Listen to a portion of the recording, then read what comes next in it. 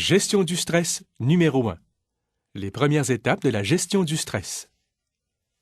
Bonjour. Je vous souhaite la bienvenue à cette séance de gestion du mode de vie donnée dans le cadre de ce programme.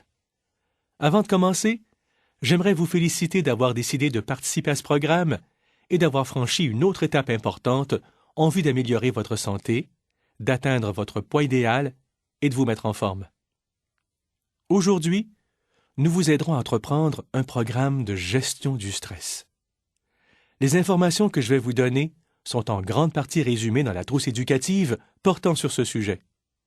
En plus d'écouter ce que j'ai à vous dire, passez en revue les informations fournies dans votre trousse au cours des prochains jours. Si vous avez des questions, posez-les à votre mentor. Tous s'entendent pour dire que la vie est stressante.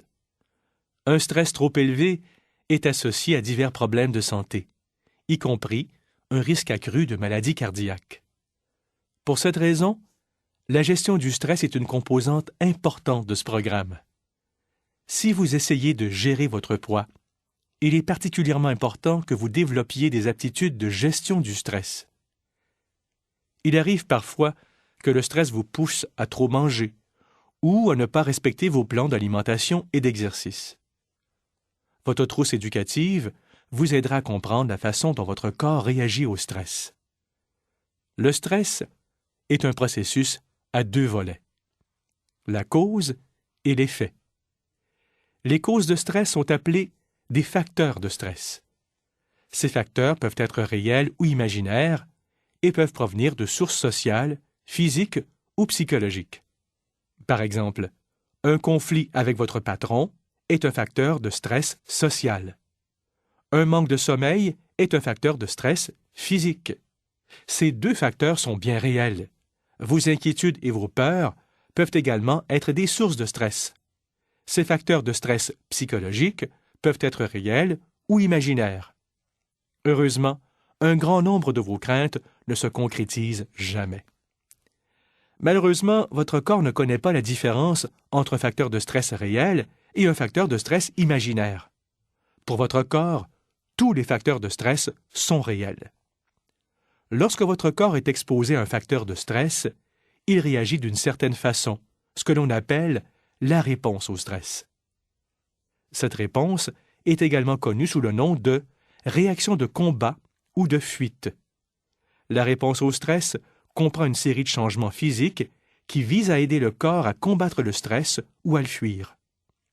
Ces changements sont complexes et touchent le système nerveux et le système endocrinien ou hormonal. Vous avez probablement déjà ressenti certains des changements physiques les plus courants qui accompagnent la réponse au stress: le pouls rapide, les mains moites, les genoux tremblotants, la chair de poule et la bouche sèche. Chez les premiers êtres humains, la réaction de combat ou de fuite était un moyen de survivre. À notre époque, les situations les plus stressantes n'exigent pas de combattre ou de fuir pour survivre. En fait, de nos jours, vous êtes plus susceptible de laisser les facteurs de stress s'accumuler ou prendre des proportions exagérées avant de réagir.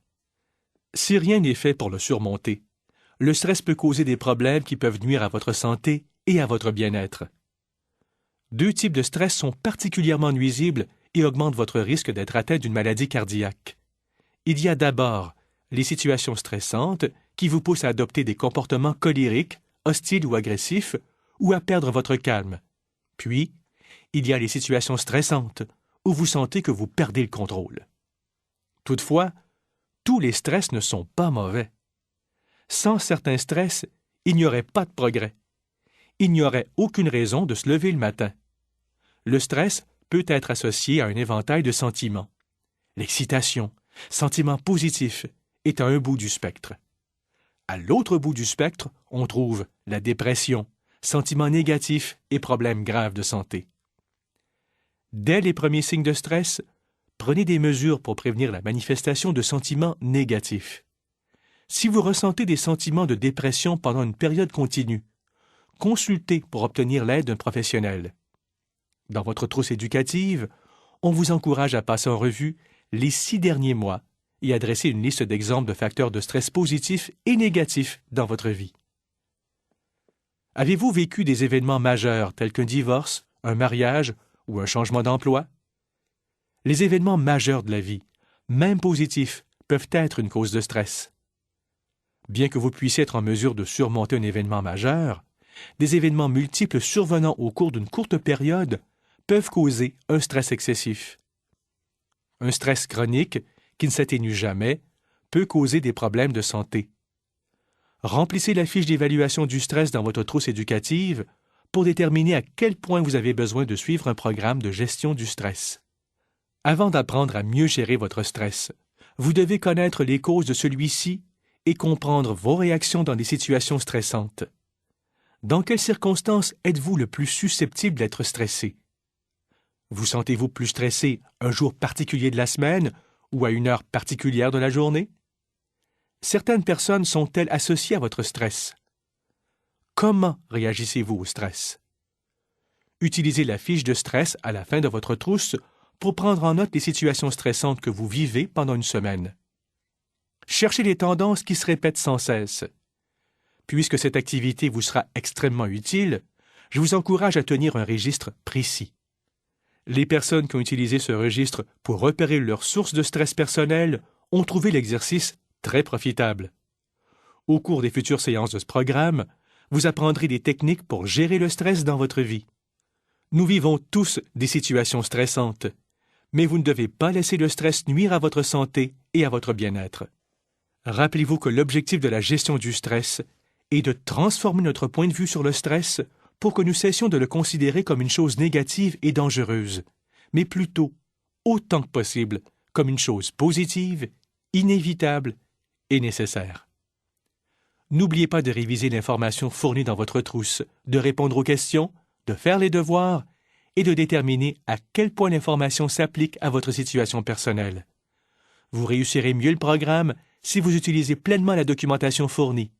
De plus, assurez-vous de discuter de toute question avec votre mentor. Continuez à participer à ce programme et vous réussirez.